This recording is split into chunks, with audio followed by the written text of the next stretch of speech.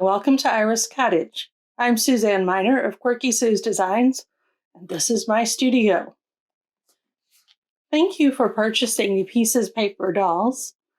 We're going to talk about a few different ways that you can use these and some things that might help you come up with a very creative design that will hold up through play.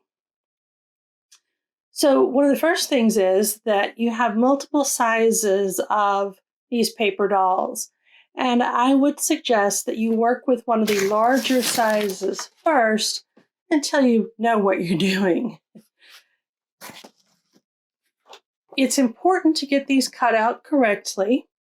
And I always advise that you start with the biggest area and the biggest pair of scissors, and then work your way down.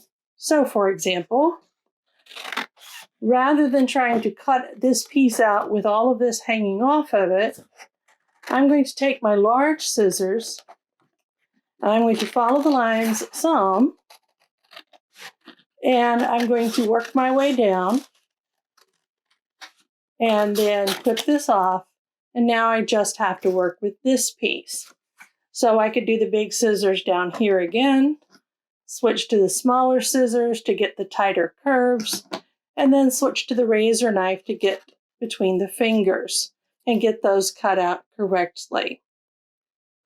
There is another video that talks about using the different sizes of scissors if you want to check it out.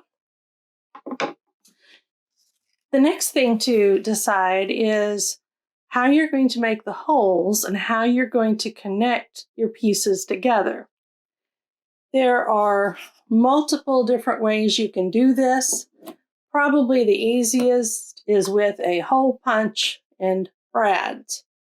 Now, most of you are probably familiar with the hole punches you might use at school or at the office that make a fairly good sized hole. Of course, that's going to be way too big for this project. In most crafting stores, you can find some smaller sizes, and depending on what you're going to be doing with the doll, that might be an okay size. The tiniest size that I have found makes just exactly the right sized hole for the brads that I usually use. But they can be a little bit hard to find. So just because we always look for an alternative, grab out a push pin. And if you take that push pin and you press it into the paper and then pull the paper up and give it a wiggle a couple of times, you're going to have a hole that will be close to the right size. You might need to poke again beside that and wiggle it around some more, but that's going to be your best bet. Then you need to decide, how do I plan to decorate this doll? Do I want to cut it out first, or do I want to create on it first? So if you decide that you're going to cut it out first, you might wind up using rubber stamps. There are many, many, many of them. You could do this while the pieces are still together, but you can use rubber stamps. You can use ones that have phrases. They even have ones that have faces. You can just go to town with different colors of ink and different patterns of rubber stamps.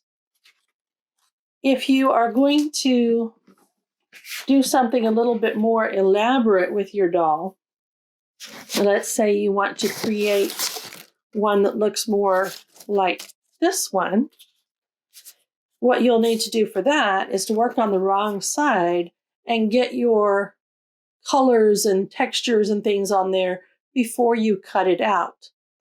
So what I usually do is hold it up to the light a little bit, take a marker or a pencil, and go around the outside so I know where my boundaries are before I start applying, in this case, the washi tape, various types and textures of tape.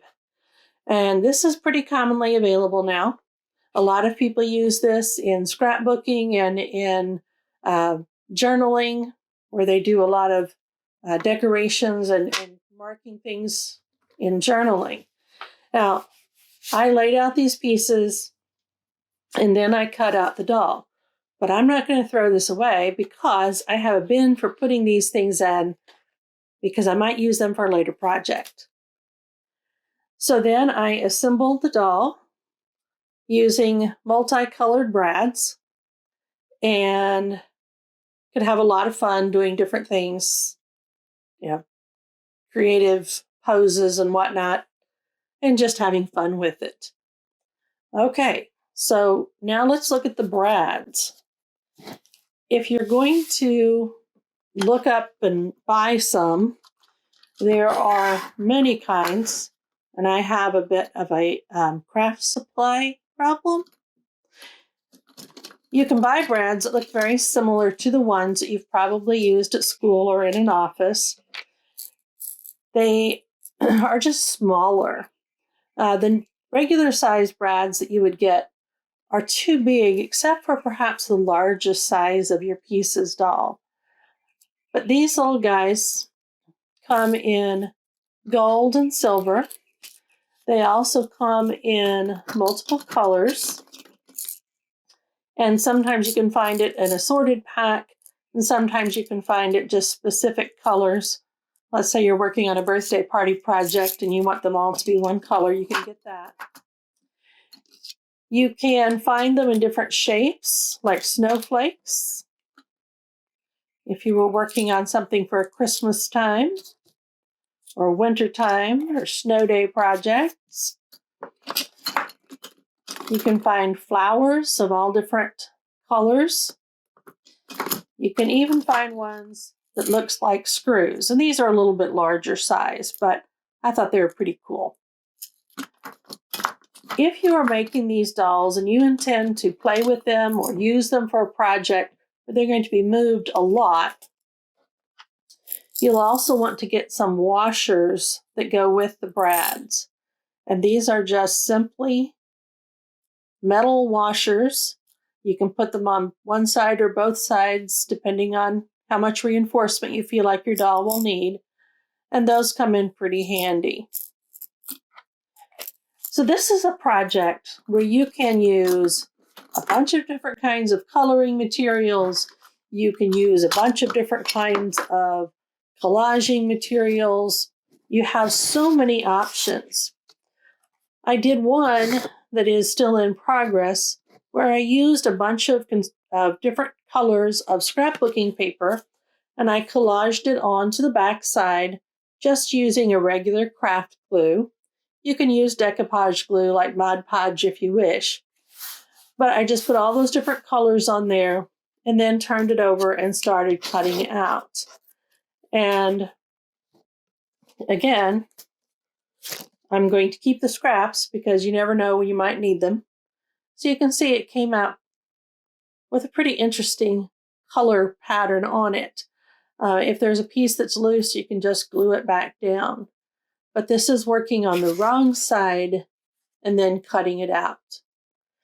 I hope that you will have a lot of fun with your Pieces paper dolls and that you'll come up with some creative things and you will share them with me either on the Iris Cottage Creations YouTube channel or on our Facebook page. I look forward to hearing from you. Have a good time.